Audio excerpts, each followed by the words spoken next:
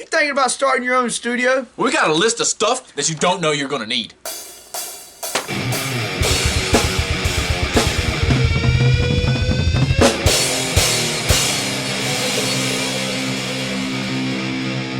What's going on? I'm Tyler. I'm Travis. This is Twisted Transcription Studios. Like we said, we got a list. It's gonna be things you don't think of. I mean, there's gonna be obviously things you do think of, like you're gonna need your cabs, and you're gonna need mics, and you're gonna need your software and mixing and all that shit. But here's some things that you don't know that you need. Yeah, these are things that are definitely super important and that we didn't realize were super important until after we were like, what are we doing here? We got things gradually, and we kept running into problems where we were like, shit, we're out of this, or whoa, we need this. Right. And we made this list to help y'all out so that you don't run into any problems. Right. A studio isn't something that you can buy everything for all at one time because it would break your bank. But these are things that you definitely need close to the beginning. The first thing on our list, and I feel like it was one of the most important things that we did not realize we needed, was a cable snake. Yeah, we just recently got it. Man, world of difference. I'm not tripping trying to go to my drums now. Right, the cable management is 10 times better. I mean, everything is just run all in one cord, straight to the interface. But the biggest part about it is you're going to save money in the long run like this. I mean, we wound up having to buy almost 50-foot mic cords for 2 of our mics, just because they were so high and so far into the other room.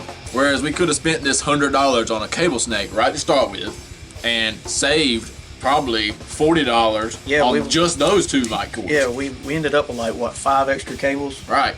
I mean, by the time you do that, you could have bought the thing. Yeah, it's so much money that we didn't realize we could have saved just by getting a cable snake. Like I said, cable management would be much better and you'd probably save money in the long run. This one might come as something like a duh, but get you some good studio monitors. Right. Like, they make the world of difference. It really does. And if you're just starting, you might think, well, I can just mix on my headphones. We stated in a previous video, everything sounds different on each different media you play it in. You need to hear it a bunch of different ways, which includes headphones, which includes monitors. Yeah, there's nothing wrong with mixing with headphones, but be sure you check them out, like he just said, on other platforms, I guess you would say, other speakers. Right, definitely check it out on other media. I mean, everything's going to have a different bass frequency. I mean, stuff is going to hit harder on certain speakers than others, so you don't want to be blowing people's speakers, and you also don't want to not be able to hear. Yeah, that's how it was with my old car when we first started. His truck has, like, great bass, and my car wouldn't, and, like, it would sound good in his truck, but then when I put it in my car, it sounded flat. Right. So check everything on everything, but studio monitors are definitely, I feel like, a must. You can pick them up ultra cheap.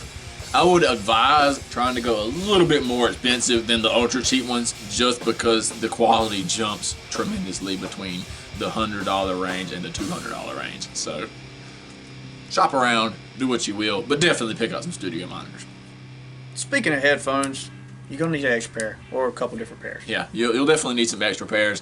Some people will like to track together, and you'll need a set out here to be hearing everything, and they're going to need sets in there. Maybe you can pick up 2 extra sets. But for sure, you're going to need an extra set to have in your isolation room for when your drummer and your stuff is in there. We've got one in there at all times. Right. And it's super helpful because then they can, not only can they hear everything, but you can hear everything. Because I like to wear my headphones out here, even though I've got the monitors on. You don't want to risk having anything turned up too much, just in case there is some bleed somewhere. Yeah. So you got your headphones on, you can hear everything a lot better that he's hearing and hear the exact same thing he's hearing. Plus, you don't have to have the hassle of routing them to the drums every time. I mean, that's just aggravating. Right, yeah, taking them off from out here and taking them in there to them guys, yeah. You can go right back into the tripping over chords. Exactly. Get an extra set. I've seen musicians' friends and the online websites put these on deal of the day like once a week for $30. They ain't got to be an expensive set to put in there. Pick you up a cheap set. On to the next thing, which will be a shitload of mic stands, because God, you're going to need them. You're going to need more of these things than you will ever think you will need. They go bad. They don't tighten no more. I mean, nobody makes a decent mic stand anymore. There's no such thing as a good mic stand anymore. They all go bad very quickly. So my recommendation is to buy a cheap set, get 4 or 5 for $50, throw them in your room, let them work for as long as they can, and then purchase more when you need them. Yeah, we've actually got some more on the way right now. So gotta have mic stands. I mean, they are like super important. Just like the one we've got on the snare right now, it's starting to like slowly dip. It's slowly resting on the snare when we come back for a couple days. Exactly. It's just worn out. So pick up a bunch of extras just in case you run into that scenario when you have people in your studio. You don't want a mic falling down when a guy's trying to scream into it. Moving on, you're going to need a bigger audio interface than you think you're going to need. We started out with a 2-channel audio interface. It was a gift. It did very well for us. Yeah, somewhere up here. It did very well for us, but we quickly found out that we will need to record more ports. Yeah, it just makes things a lot easier, and that's what this whole video is for, to try to make things easier on you. Right. If you can go ahead now, don't get me wrong, an 8-channel audio interface or more is it's a little pricey. It's not a cheap thing to get, but if you can, it's like an essential though, man. Yeah. Like you might as well go ahead and do it. Instead of spending $250 on the 2i2, we could just spend another $150 and start it off with the 18i20. Yeah. And that would have been a much better thing to do for us. Like we said, it was a gift. The 2i2 was a gift, and we greatly appreciate it because it did get us into doing this. Yeah. But go ahead and bust out and get the 8-channel if you can, because that will save you money in the long run. You're going to need extra cords. Just like we talked about having a bunch of mic stands laying around, you're going to need a bunch of mic cords laying around because they go bad quickly too. They go bad quickly. Like, it's just aggravating. Yep, and it's, I mean, yeah, you think, oh, well, if I buy a really nice, expensive one, it won't go bad as fast. No, you're going to have people in here roughhousing them all day, so don't buy the super expensive ones. They're going to get messed up. The one on our kick drum was actually going out the other day when we were making the video for the drums, and we had to fix it. Yeah, so now it's been replaced, but definitely have extra mic stands, have extra guitar cables. Stuff goes wrong. You need to have extra cables. We put a video up the other day writing a metal song in an hour. Oh yeah.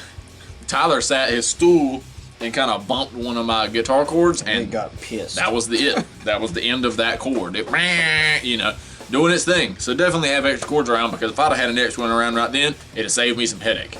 Speaking of extra cords, you might as well just go ahead and get all the extra things that are easily breakable, like strings, drum heads. They're not really breakable, but it's always good to have extra. Cymbals, that's kind of pricey, but I've got a cheap set backup just in case.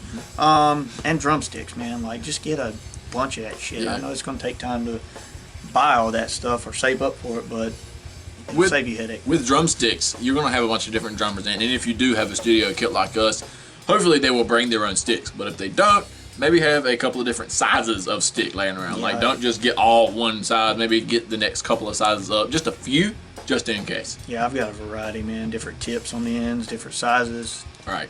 And that'll be really helpful for the drums. But definitely have extra strings around, because, yeah, people probably won't be playing your guitars that you own personally. They'll definitely be bringing their own, because everybody loves to play their own equipment. But chances are the strings are old.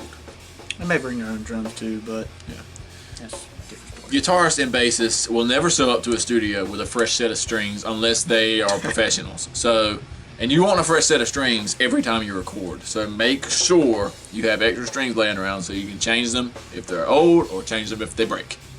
Because they didn't bring strings, they're stupid.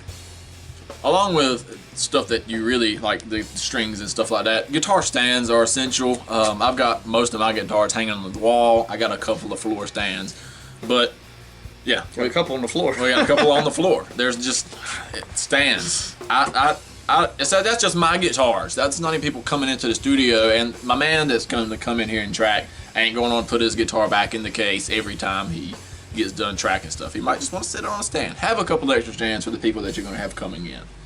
Of course, they might be like we were when we got recorded for the first time, and I didn't even have a case for my guitar. I just toted it in there, like, hey, come here. Sat it on the floor. Had to haul my drums into a tiny little room, man. That was so aggravating. We've talked about mic stands. We've talked about mic cables. We got to hit on mics too. When you're starting your studio, you probably think, well, I'm going to get an SM57 because that one is the classic. That was the one everybody uses. Get two of them. Don't just get one, get two. It'll save you money in the long run, man. Like, you can get two for what? I think it was like $159 or something like that. One is $99. Yeah. So pick up the second one right to start with, because you're definitely going to want to record two separate things on your cab, but guaranteed that somebody's going to come into your studio that's going to want to do that. So definitely pick up two right to start. Or even if you're doing like we're doing, we've only got one now, we've got one on the way as well. But we've only got one right now, and we use it for the snare and his guitar, and it's just a hassle to Just moving around. We talked about that stand a few minutes ago. It's aggravating. Exactly. Also, on the topic of mics, you're going to need a good condenser. Maybe you bought an audio interface that came in a bundle that had a condenser with it. It's not a super high quality condenser. It'll do for right to start with, but go ahead and shuck out a little bit of extra money to get a good condenser. Rode makes a couple of good ones that are under 200. I mean, just do your research on it for sure, though, because you don't want to pick up one that's just like, oh, it's $200. It's probably better than what I got. It might not be. Do your research. So you got your studio all set up, and you're about to start recording people, and you've got a band of 5 coming in with nothing to sit on. Yep. Get a couch, get a couple chairs, freaking lawn furniture if you have to. Just get something. Get something for them to park their butt in, because there's nothing worse than having 4 people standing over you watching you mix. If you got a couch over in the corner or something other, you can be up here doing your thing, and they'll be hanging out back there. Yeah, we've got a couch, a couple chairs, a couple stools. Yeah, we've got places for people to sit, but also you might want to think about, depending on where you've got your studio located, ours is in our basement, so it's directly attached to the house. It's actually an outside basement, so you don't have to go into my house to get to the studio, but we decided we wanted to have a refrigerator down here. We had a mini fridge originally, now we have a full-size refrigerator, but we didn't want people going up into the house to get drinks and stuff, because they're definitely going to need water. They're probably going to want to drink beer. So have something down here so they can keep their cold stuff cold. After you've been doing this for a while and you've made a little bit of money, if you didn't already have one, get you a studio drum set, just so you don't have to deal with people lugging it in and all that. If you can convince another band's drummer that your studio kit is quality, then they probably won't even hassle with bringing their stuff in. And setting up drums takes a good hour and some change. So they don't want to be paying you for them to be setting up their drums. Yeah, if I was to go to record somewhere and they already had drums, probably the only one I would bring would be my snare, because that's just like my prized possession. Sound. Right. And they might bring a couple of cymbals. Maybe they got a couple of cymbals that they definitely want accent in, but that's really easy to set up. It's a lot harder to set up all the shells and get all the stands just right. Yeah. So having a studio kit can save some time. Yeah, be sure you have plenty of stands too. We talked about different kinds of stands. I didn't even think about drum stands. What if they got like 12 cymbals? Yeah. Make sure you got enough. You got to have enough stands. And if you don't, make sure you have a conversation with the guy before they come. Because if he says, well, I've got 12 cymbals, and you're like, I've got 5 stands, dude. He'll bring some of his own. Yeah, he'll bring some of his own. So definitely be in good contact with the people that you're recording as well. And that's going to lead us directly in, super awesome segue into being organized. That might be something that you're like, I'm organized. But you probably ain't. We're not. No, we are for the most part. There's some things we need to tidy up on, but... Right. I mean, a studio becomes a mess quickly. You get new stuff in, you have cardboard boxes laying everywhere. You probably drink plenty of beer down here or wherever you are. You drink beer in it. Stuff piles up. It is how it is. We've got an electric set, my old drum set, a bunch of cymbals, and a bunch of Remo heads boxes just laying around in here right now. Yeah, we can't sit on our couch right now. We got cords and cables and an old tom on it. So be a little bit more organized than what we're being right now. It'll save you in the long run. That way, just in case, if you say, oh man, I ain't got nothing to do this weekend, I think I'll clean up the studio. Somebody calls you on Thursday, hey, can you record me this weekend? Now you gotta clean it up now. So if it's clean, you don't gotta worry about that. People are gonna come in and drink beer and probably trash the place. Go ahead and clean up when they get done. Like, don't save it for later. Or if you're going to be like me, tell them to put that in the trash when they get done with it. So I'm not cleaning up after nobody. Well, definitely be organized. Have a book. Have a little book you put all your stuff in. Have a whiteboard. We have a whiteboard over here that's got a list of all the things we're doing. A folder and everything. Song lyrics. Yeah, definitely be organized. And that more or less wraps up this list of stuff you didn't know you're going to need, but you definitely do need. So make sure you hit that like button, subscribe, drop a comment. Tell us things that you might think you definitely need that we didn't mention.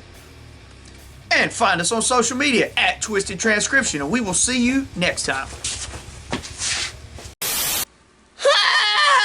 You thinking about starting a studio? Well, there's a lot of things that you probably don't know you'll need. Here's a list of them. Yeah. You thinking about starting a studio? Well, there's some stuff that you probably don't. Exactly. These things. Like we said, we've got a list of stuff that you don't think you're gonna need, but we're gonna start with the thing. No, on you, camera. Okay, you just fucking do it. 3. So you've got your SETI.